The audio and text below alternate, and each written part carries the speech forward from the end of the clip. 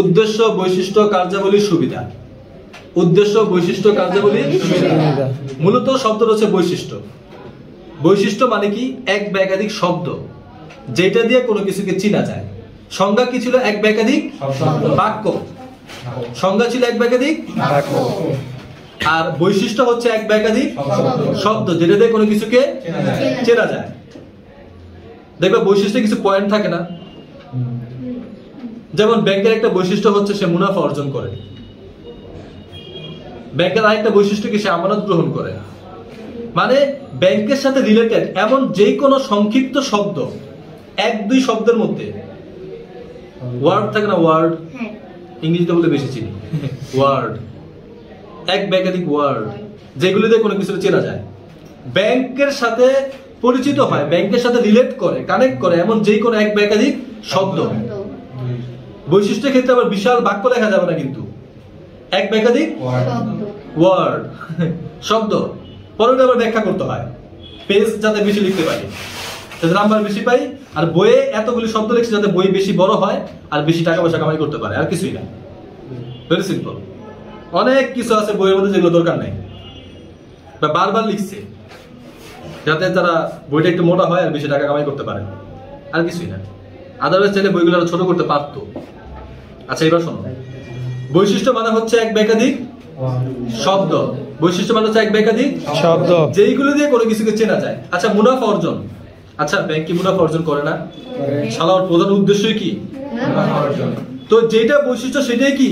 উদ্দেশ্য। আচ্ছা, ব্যাংকের কাজ কি? মুনাফা অর্জন করে না? ব্যাংকের কাজ কি? তো যেটা উদ্দেশ্য সেটাই বৈশিষ্ট্য, সেটাই কি? কার্যাবলী। আর এটাই কি? সুবিধা। বৈশিষ্ট্যের মধ্যে অবশ্য সুবিধা অসুবিধা দুইটাই থাকে। বৈশিষ্ট্যের মধ্যে কি থাকে?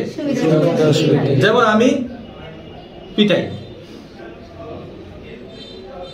এই কোচিং এর মধ্যে কে বেশি পিটায়?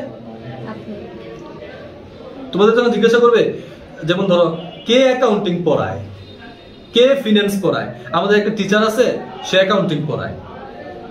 দুজন টিচার আছে যেখানে অ্যাকাউন্টিং পড়ায়, তাই না? একটা টিচার আছে অ্যাকাউন্টিং পড়ায় প্লাস সে চকলেট কালার। আরেকটা লোক আছে না ফর্সা। তো ইমিডিয়েটলি এই দুইটা শব্দ কার ইন্ডিকেট করবে? আমাকে ইন্ডিকেট করবে। তো এক বা একাধিক শব্দ যেটা আমার ইন্ডিকেট করতেছে, এগুলোর বলা হয় বৈশিষ্ট্য। আবার এর মধ্যেই কিন্তু আবার কার্যাবলী চলে আসে। আমার কাজ কি? অ্যাকাউন্টিং পড়ানো। আবার একটা টিচার আছে যারা আসলে কত টাকা বেতন দিব তা বলে নাই, ক্লাস প্রতি কত টাকা দিব তা বলে নাই। তো ডিরেক্টরে যা মন চায় এসে মাস শেষে হাতে ধরে দিয়ে যায়, কিন্তু বাকি টিচারের সাথে কন্ট্রাক্ট করা যে এত দিব অত দিব। তো একটা টিচারই আছে যার সাথে কোনো কন্ট্রাক্ট নেই, ওটা কেডা? তো আমাকে ইন্ডিকেট করতেছে। তো এইরকম যে শব্দগুলা কোনো একটা কিছুকে ইন্ডিকেট করে, ওইটাই হচ্ছে ওই জিনিসের বৈশিষ্ট্য। ব্যাংকের একটা বৈশিষ্ট্য কি? মুনাফা অর্জন করে, আমানত সংগ্রহ করে। আচ্ছা, আমানত সংগ্রহ করে কি ব্যাংকের কাজ না? তারপর ঋণ দেওয়া কি ব্যাংকের কাজ না? ঋণ দেওয়া কি ব্যাংকের উদ্দেশ্য না? তো যেটা বৈশিষ্ট্য, যদি আমরা বৈশিষ্ট্যগুলি ভালো মতো করতে পারি, এখান থেকে আমরা কার্যাবলী, এখান থেকে সুবিধা, এখান থেকে অসুবিধা, এখান থেকে উদ্দেশ্য, আমরা সবকিছু পেয়ে যাই। তো এই জিনিসটা মনে রাখবা, যে কোনো অধ্যায় করতে গেলে সবার আগে বৈশিষ্ট্য পড়বা। যে কোনো জিনিসের, ব্যাংকের বৈশিষ্ট্য, বীমার বৈশিষ্ট্য, তুমি যদি 15-20টা বৈশিষ্ট্য ভালো মতো মুখস্থ রাখতে পারো, তাহলে কিন্তু তোমার এই অধ্যায়ের একটা ম্যাক্সিমাম অংশ চলে আসে। আর বানায় বানায়